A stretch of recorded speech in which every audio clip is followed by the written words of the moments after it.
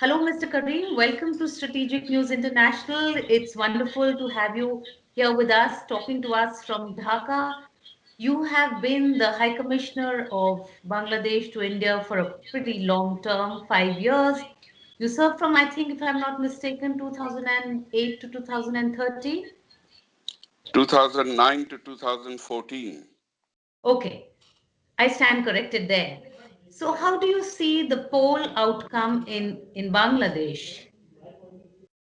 Uh, well, it has been welcomed by all the observers, international and local, who could observe the polls, and in that is one aspect of it. The other aspect is that our politics previously has been somewhat fractured with two major parties and a third one in between regularly exchanging their role in government. One would be in government, the other in opposition. Until about 10 years ago, that was the trend.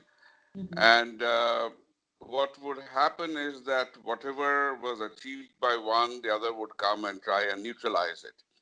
So, in a sense, what this election does is it gives a certain degree of continuity to policies put in place. I've been in the administration and I've dealt with bureaucrats in diplomacy. If there are quick turnovers, it's like a prolonged hiccup. The new person coming in takes time to settle in and you lose the momentum. Right. So this essentially means that there will be a continuity of policies which have been put in place by the present government when it came into power in 2009 January. Right. So internally, that's one aspect of governance and policies. Externally, I think right now uh, one of the most important relations of Bangladesh is its relationship with India. And we've had, again in the past, we have had very protean relationships. They would change depending on the government in power and a lot of other regional and global situations. Mhm.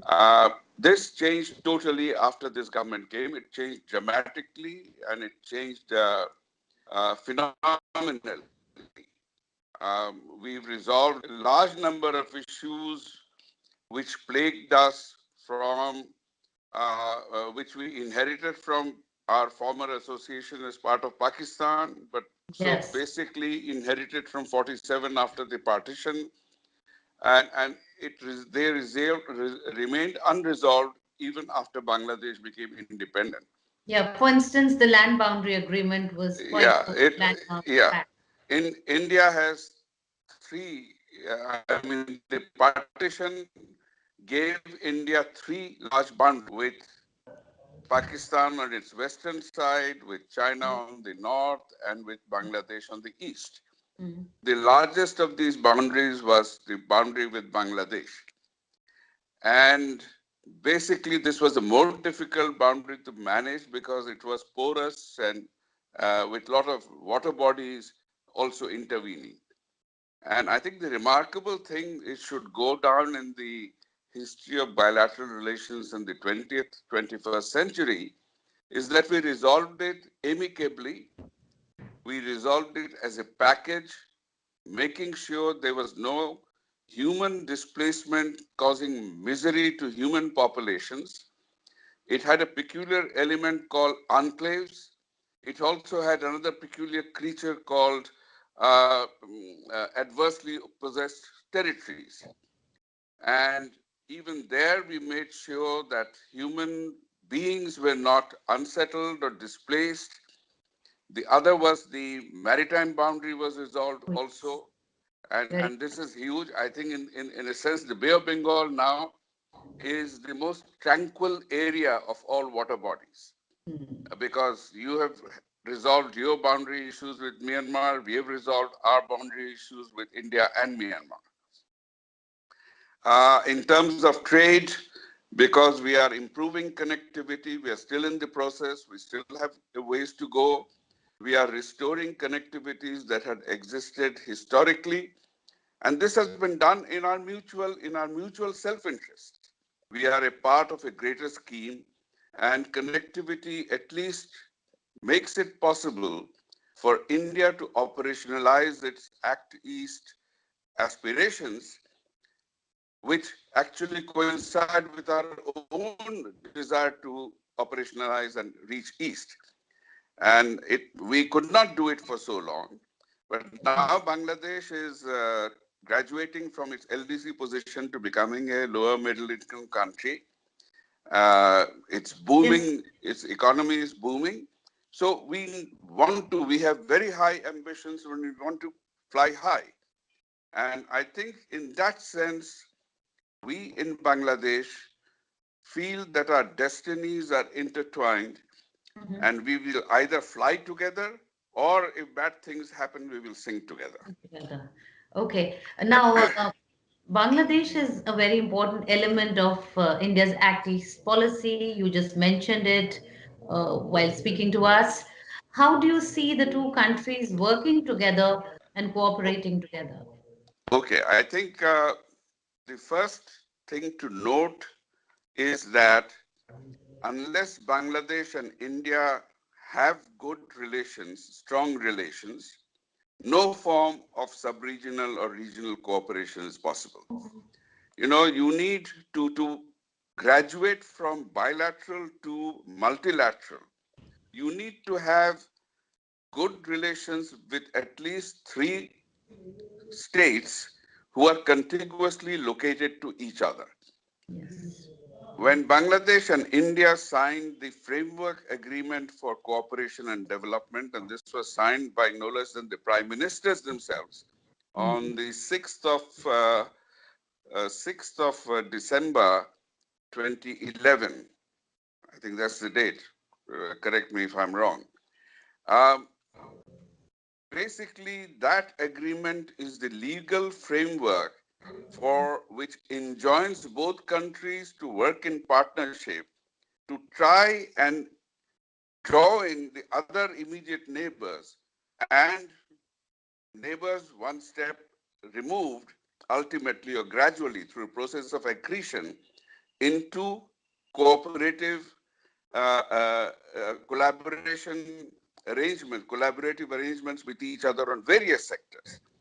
Okay, so that's trade and connectivity, that's movement of people, goods, and services across borders, that's restoring road connectivity, ultimately rail connectivity, and Yes. finally, the icing on the top is restoring the river connectivity, which had defined the relationship of the countries in what I call the BBIN region for Yes. ages until severed in 1965.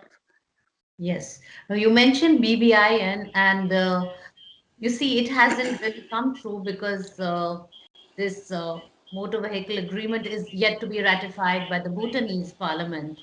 So, how do you see, what future do you see for this agreement? Is it ever going to be implemented or and operationalized? We have to hope and work towards that end to ensure that it is operationalized. And so in January 2015, the four countries decided to agree on they took the same SARC framework document that had been agreed upon earlier but could not be signed, called it the BBIN Motor Vehicles Agreement, so that only these four countries would operationalize or try to. But even at that time, it was agreed that of the four, if only three were ready to start, the fourth could join at its own pace. I see. Because they understood Bhutan would have some problems internally, apart from the fact that Bhutan doesn't want to construct more roads than needed and degrade its entire environment. Yes, environment is. Uh, Sir. yes. Then, in our part of the world, no trade offs are unilinear.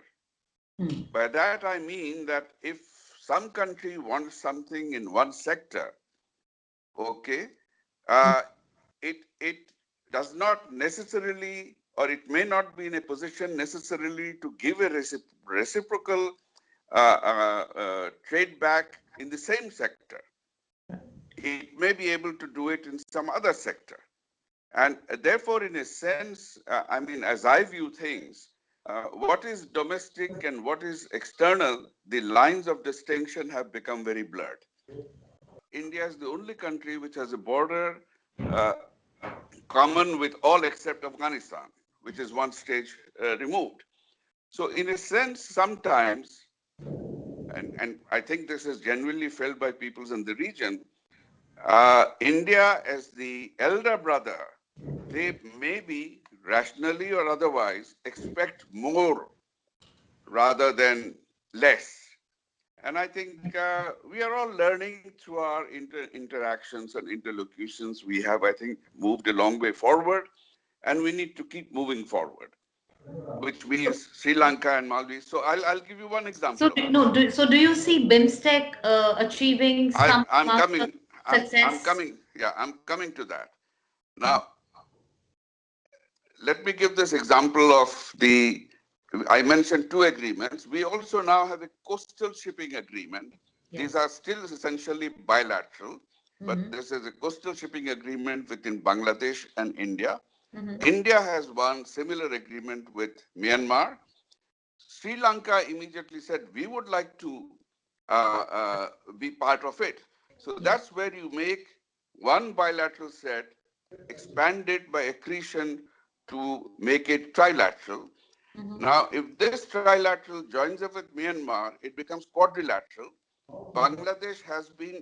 Now that Sheikh Hasina has won an unprecedented third term in office, what do you think her priorities should be where India-Bangladesh relations are concerned?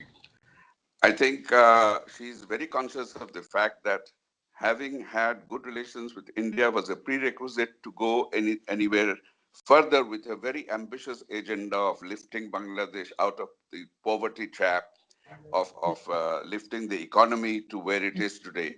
This Mm-hmm. wouldn't have happened. So, in a sense, in relations with India are very, very important.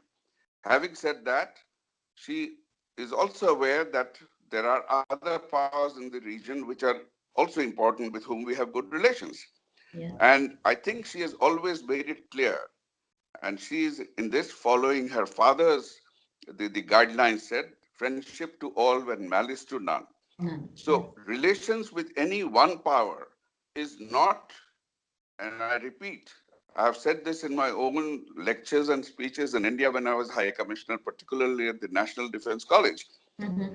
Friendship with India is not at the expense of our friendship with any other country, nor vice versa. All of us will acknowledge that to a large extent, uh, uh, one needs to do some empirical work on this, basically, but it's a hypothesis that the reason why our economy has jumped so much in the last 10 years is because we improved our relationship with India and because we took this relationship to where it is today. So it's a visionary leap forward. And remember, Sheikh Hasina was in the weaker situation politically, uh, particularly considering the deeply divided politics that marked our internal situation. Oh yes, Okay, I was. she took the bold leap forward.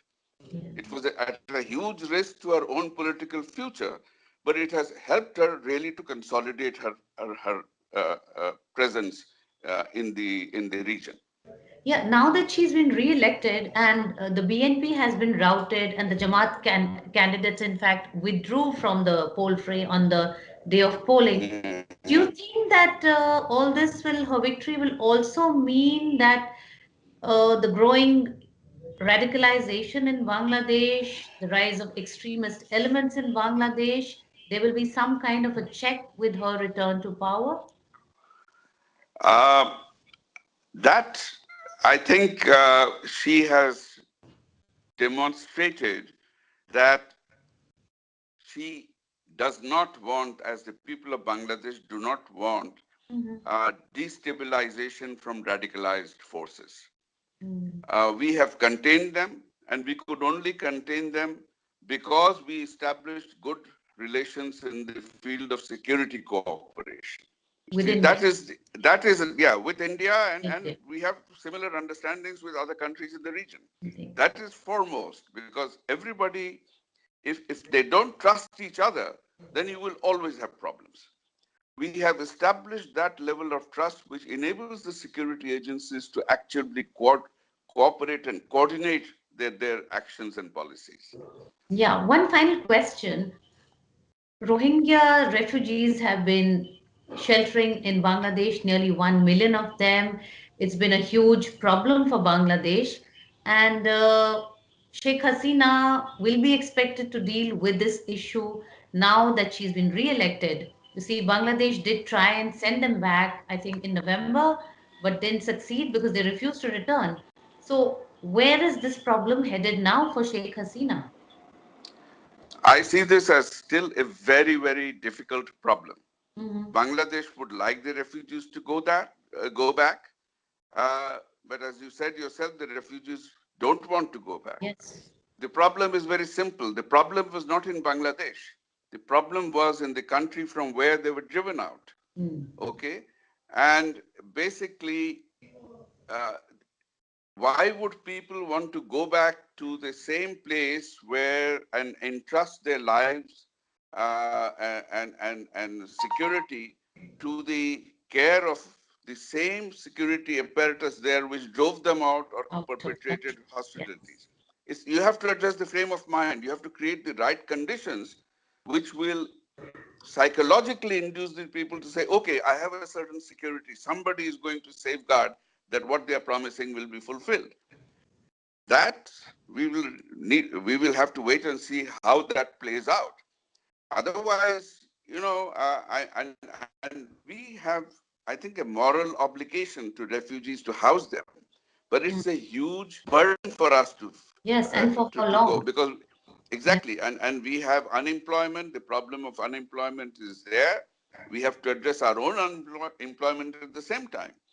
And there are other problems. There is also a fear that in the past, the Rohingya refugees who have come, because this has been a steady trickle until it became a flood or a tsunami. Yes. Do you think that Okay? India has done enough to help Bangladesh deal with this issue? I was in Dhaka It, recently and yes. interviewed Sheikh Hasina, and she said this. She said that India needs to do more to cooperate with Bangladesh on the Rohingya issue. Well, I think what she had in mind is the fact that to create the conducive situation within Myanmar, which Yes. is the home of these people, the actions will have to be taken by the Myanmar government. We cannot force the Myanmar government to take it. Either the international community will have Yes. to take it, or we have to go into coercive action, which we do not want. That's not our policy. Mhm. Okay? I mean, we cannot forget that, look, when 10 million refugees fled then East Pakistan because of the onslaught by something similar done by the occupation Pakistan army, it was India's generosity, the generosity of the government and the people of India, which helped us to survive and sustain ourselves. And then when the conditions became ripe, we came back, and we and India and the international community worked to put ourselves back, stand up on our feet. Now, something like that has to happen. I don't know how that will happen. I do not have an answer to it. But first, Myanmar, the internal conditions in Myanmar have to be settled. Now, yes, India has provided a lot of money. It is building shelters or homes. Shelter. But the reports I have read is when some people did go back, they found that those places are occupied by other people, Mm. by their homes had been erased. Nobody likes to be uprooted from anywhere where he has been born and he has grown up, where his family and all his memories are associated with. You can't just uproot him from one place and transplant him somewhere else. Yes. And I think that is what we have to arrive at. We cannot do it on our own. It is political pressure. It's not just building the homes in Myanmar is not going to induce the refugees to go back. I don't think that will happen. And I think pressure from countries which have good relations with India, which have transactional relations, not with India, with Myanmar, Yeah, they can transactional play a role. relations with Myanmar, to Yeah. be able to exert that sort of influence, Yes. persuasive influence on Myanmar to change its policies and its attitudes and actions. Ambassador Karim, it was a pleasure talking to you on India-Bangladesh relations. I hope we have you on SNI in the near future again. Thank you so much. Thank you very much for having me. Thank Okay. you and goodbye.